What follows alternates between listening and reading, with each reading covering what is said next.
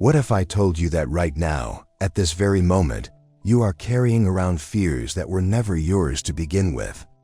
You didn't come into this world afraid of failure, afraid of rejection, afraid of looking stupid, afraid of poverty, afraid of what people will say, or even afraid of death. No, science proves you were born with only two fears: loud noises and heights. Everything else? Someone taught you. Someone planted it. And you've been paying interest on that borrowed fear every single day of your life. Today, we're returning what was never yours and watching you rise again.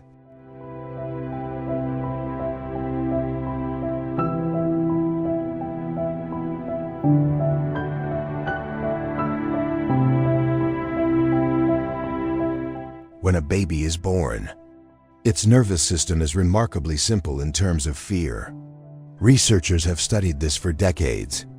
The Moro reflex, that sudden startle when there's a loud noise, and the visual cliff experiment, where infants hesitate at what looks like a drop-off. These are hardwired survival mechanisms. That's it. Two fears: loud sounds and falling. Everything beyond that is learned. Think about it. A toddler will put almost anything in their mouth, touch fire, walk towards dogs twice their size, and try to climb furniture like a mini parkour athlete. They have zero social anxiety, no fear of judgment. They fall down, cry for 3 seconds, and get back up. They are running on factory settings. Then life starts installing updates. Parents say, "Don't touch that. It's dangerous. Be careful, you'll get hurt." Teachers say, "If you fail this test, your future is over." Friends laugh when you speak up. Society shows you highlight reels of perfect lives and whispers that you're behind. Media floods you with threats: economic collapse, social rejection, illness, loneliness. Slowly, fear by fear, your mind becomes a storage unit for other people's anxieties. Psychologists call this vicarious conditioning and social learning theory. You don't even need to experience the pain yourself. You watch someone else get punished or humiliated, and your brain downloads the fear. Albert Bandura's Bobo doll experiments showed how easily children copy observed behavior, including fear responses. Your parents were once scared children too, passing on what their parents passed to them. It's an unbroken chain of borrowed fear. And here's the dangerous part. Your brain doesn't tag these fears as borrowed, it tags them as truth. That tightness in your chest before sending a message? Learned. The hesitation before speaking in a meeting. Learned. The procrastination that feels like laziness, but is actually terror of not being good enough? Learned. The constant scanning for what could go wrong.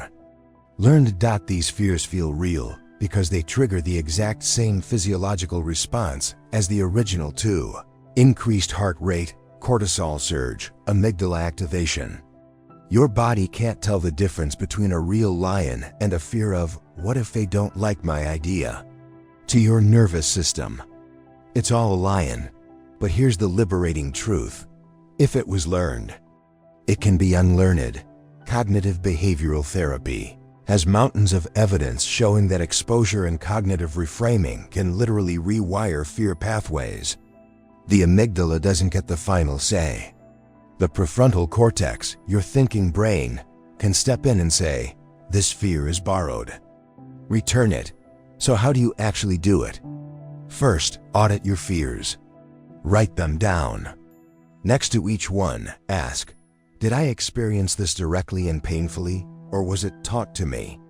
Most will fall into the second category. Second, practice small returns. Pick one borrowed fear this week. Maybe it's fear of posting your real opinion online. Maybe it's fear of saying no. Maybe it's fear of starting that project you've been dreaming about. Take one imperfect action while feeling the fear. That's it. Not perfect action. Just action. Your brain will scream.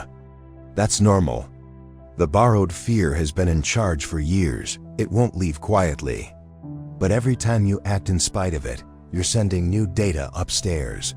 I survived. This wasn't a lion. Third, replace the borrowed story with an owned one. Instead of what if I fail, ask what if I learn.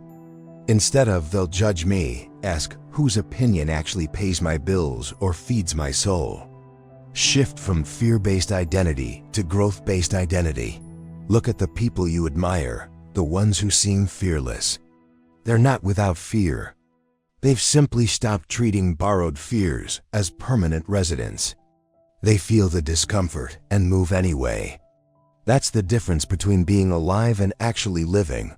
There's a beautiful concept in psychology called psychological flexibility. It's the ability to feel difficult emotions while still acting in line with your values. Not waiting for fear to disappear. Acting while it's still there. That's maturity. That's power. You were born with an incredible capacity for courage. Society borrowed it and replaced it with caution. It's time to take it back. Imagine waking up without that constant low-grade anxiety running in the background.